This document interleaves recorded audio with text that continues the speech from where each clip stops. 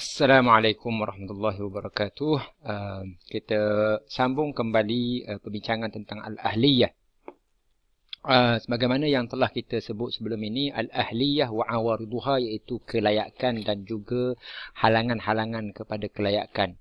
So kita bincang apa itu ahliyah, kita sudah bincang. So kita sambung sedikit saja mengenai halangan-halangan ahliyah. Halangan-halangan ahliyah di sini kita mulakan dengan yang pertama, iaitu ahliyah terbahagi, halangan terbahagi kepada dua, iaitu awarid samawiyah dengan awarid muktasabah, iaitu halangan bersifat samawi dan satu lagi halangan bersifat muktasabah. Ni maksudnya disebabkan oleh manusia, sama ada diri sendiri manusia yang terhalang itu ataupun orang lain.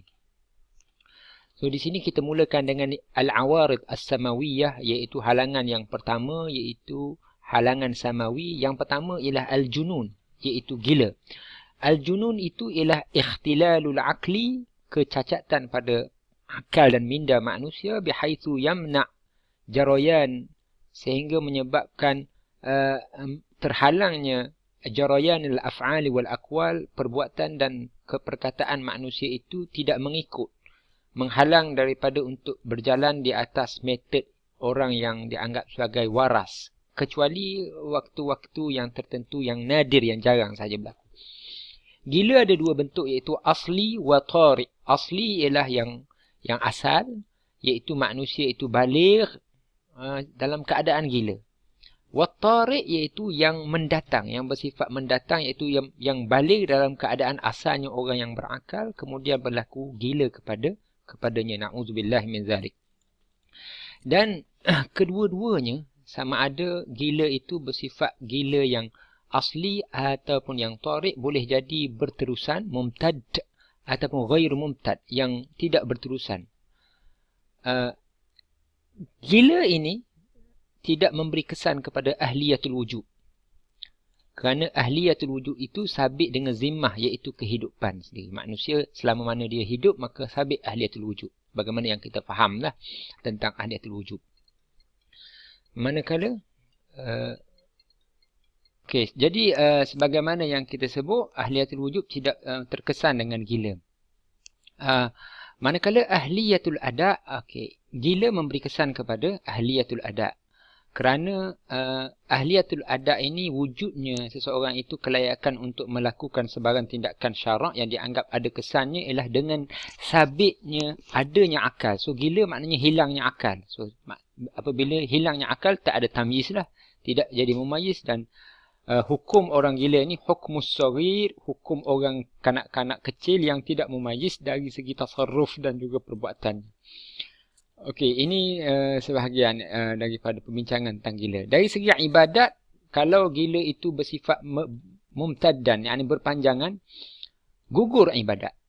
Yakni tak wajib langsung untuk dia melaksanakan ibadat. Apabila itu yang pertama.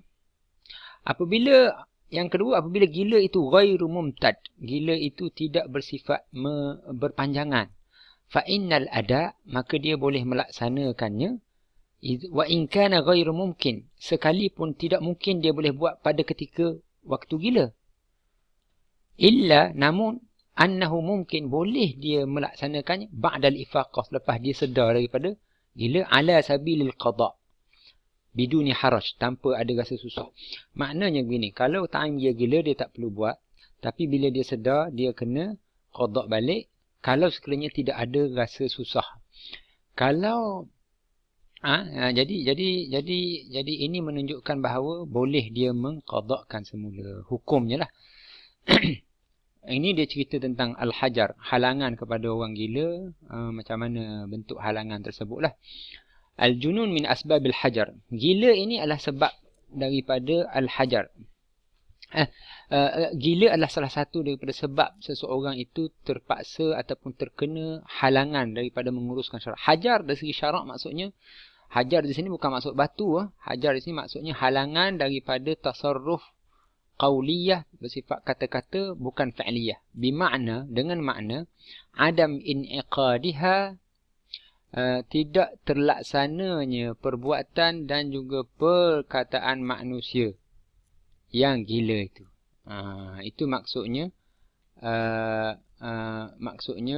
al-hajar. Segala kata-kata dan tindakan dia, perbuatan dia itu terhalang. Terhalang daripada dia anggap lulus. Maknanya tidak dikira. Jadi itu maksudnya al-hajar alal majnun. Okey, kita teruskan kepada al-atah. Al-atah ini ialah halangan yang kedua disebabkan samawi. Al-atah ni dianggap sebagai terjemahannya mungkin bodoh ataupun dungu, ikhtilalun fil aqli, iaitu kecacatan pada akal yang menjadikan seseorang itu kurang faham dan percakapannya itu bercampur aduk yang fasidut tadbir, maknanya dia ni tak boleh mengurus. Kadang-kadang dia ni faqdul idrak, tak ada elemen, tak ada kemampuan untuk mengenal pasti antara dua benda. Atah ni ada dua jenis juga. Atahun la yabqa ma'hu idrak, dungu yang bersifat memang tak tahu langsung, tak reti langsung. Dan ini seperti majnun, orang gila. Makna ahliyatul ada tidak ada. Manakala ahliyatul wujud masih ada. Hukum dia hukum gila. Yang kedua, atah, yang mana yang dianggap yabqa ma'ahu idrak, yang masih lagi boleh memahami.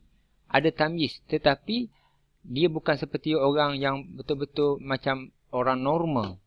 Atah ini seperti kanak-kanak yang mumayyiz. Seperti kanak-kanak yang mumayyiz hukumnya. Jadi ada ahliyatul adab. Ahliyatul adabnya ialah ahliyatul adab naqisah. Ahliyatul wujud kekal. Ahliyatul wujud kekal lah, sebab ahliyatul wujud itu sabit dengan sebab kehidupan. Yang atah ini juga mahjur alaihi dari aspek seperti orang gila. Ini disebut undang-undang. Kemudian an-nisyan, lupa. An-nisyan ialah satu perkara yang arid, yang mendatang, yang menghalang manusia, yang menjadikan seorang itu lupa apa yang ditaklifkan. Dia tidak menafikan ahliyatul wujud dan tidak menafikan ahliyatul adab. Sebab orang yang mampu masih lagi, orang yang lupa ini masih lagi kekal kemampuan untuk melaksanakannya sebab akalnya masih ada. Jadi mereka ni tidak dianggap sebagai orang yang udur dalam bab hak ataupun tanggungjawab tu. Cumanya dengan sebab nisyan, dengan sebab lupa, dengan sebab lupa je. Kalau seseorang tu contohnya, lau atlafa insanun mala ghairihi, kalau seseorang itu memusnahkan harta orang lain dengan sebab lupa, maka wajib ke atasnya juga membayar pampasan. Dhaman, la wajaba alaihi ad-dhaman. Ini hak manusia. Tapi berkenaan dengan hakullah, hak Allah, lupa dianggap uzur. Okey. Pada hak manusia dia tidak dianggap uzur, tapi pada hak Allah dia dianggap uzur. Contohnya dari segi aspek apa? Dari segi aspek terkena dosa. Orang yang lupa tidak ada dosa lah, maksudnya bagi manusia yang lupa. Hadisnya ni tah. Dalilnya innallaha wada'a an ummatil khata'a wan nisya'a wa mastukrihu alaih. Allah memaafkan orang yang tersalah, terlupa dan orang yang terpaksa, yakni dipaksa. Jadi dia dianggap sebagai satu keuzuran. Yang seterusnya ialah an-naum wal ighma, orang yang dianggap sebagai tidur ataupun pengsan. An-naum wal ighma yunafiyani ahliyatul adab. Tidur dan juga pengsan ini dianggap menafikan kelayakan al-adab, ahliyatul adab, bukan ahliyatul wujud. Selama mana manusia itu tidur ataupun mughma alaihi, pengsan, maka tidak ada baginya ahliyatul adab, falaisat lahu ahliyatul adab. Kerana apa? Li'annaha taqumu ala at-tamyiz bil aqli. Kerana ahliyatul adab itu dibina di atas akal minda manusia yang mampu mengenal pasti dan membezakan antara dua benda. Wala tamyiz, sedangkan tidak ada unsur dan kemampuan untuk tamyiz, untuk membezakan bagi manusia ketika tidur ataupun ketika pengsan. Oleh kerana itu, ala hadha la yu'taddu, tidak dianggap sesuatu pun tidak dikira daripada perkataannya ketika dia tidur ataupun ketika dia pengsan. Dan tidak akan dikira sebagai bentuk perbuatannya yang bersifat badaniyah. Contohnya seseorang yang tidur, dia tertindih orang lain lalu menyebabkan orang tu mati, tidak akan dihukumkan dengan hukuman qisas sebab dia tidak ada qasad, tidak ada niat. Tapi dari segi kena pampasan, ya, yu'akhadhuhu mu'akhadah maliyah. Dari segi denda ataupun kata hukuman keuangan ataupun hukuman bersifat maliyah itu dikenakan ke atasnya. Okey. Wa inna ma wajib 'alaihi ad-dhaman fi itlaf. Okey, habis itu. Adapun dari aspek ibadat, fa innal ada, orang yang nak melaksanakan ketika tidur dan juga pensan ni marfu', terangkat. Mana dia tak perlu buat. Orang yang tertidur. Tertidur maksudnya. Tak sengaja. Ataupun mughma' alaih pensan. Kerana tidur dan juga pensan ni yujib ta'khirul khitab bil ada' ila waqtil intibah. Kerana dia menyebabkan khitab itu, ketetapan itu, supaya melaksanakan perintah tersebut ditangguhkan sehingga dia sedar. Ketika dia tidur, dia tak sedar. Cumanya wujubal ibadah la yaskut. Kewajipan ibadah tidak akan gugur, dia tetap wajib. Sebab bila dia sedar, dia mampu untuk melaksanakannya. Okey, itu maksudnya tidur yang dianggap sebagai juga salah satu halangan. Tapi bukan selalu tidur. Tidur yang dianggap sebagai tidur yang dianggap sebagai halangan lah. Yang seterusnya al-marad, sakit. Yang dimaksudkan dengan sakit di sini ghairul junun, bukannya gila dan bukannya pensan. Sakit ini tidak menafikan ahliyatul wujud dan tidak menafikan ahliyatul ada. Orang yang sakit mempunyai kelayakan yang sempurna. Sabit bagi orang sakit ni al-huquq, hak dan juga tanggungjawab. Cumanya sakit ni yu'athir fi ba'dil ahkam, memberi kesan kepada sebahagian hukum dalam keadaan dia sabitnya ahliyah. Contohnya, adam nafadhi ba'di tasarrufat, tidak boleh dianggap sah sebahagian tindakan-tindakan orang yang sakit. Penerangannya, detailnya, inna khilafatal warith an mawruthihi fi malihi tathbut bil mauti jabran bi hukmi syari' kama yathbutu bil mauti aidan. تعلق حق الدائن بمال المدين الميت ولما كان المرض سببا للموت فإن تعلق حق الوارث والدائن بالمال يثبت من حين حلول المرض لأن الحكم يضاف إلى أول السبب. Maksudnya apa? Khilafah maksudnya penggantian waris daripada waris yang mewarisi harta orang yang diwarisinya, iaitu katakan bapa, anaknya mewarisi harta bapanya, sabit dengan sebab mati secara asalnya dengan hukum syarak. Sebagaimana sabit dengan sebab mati juga hak-hak pemiutang dengan harta penghutang yang telah mati.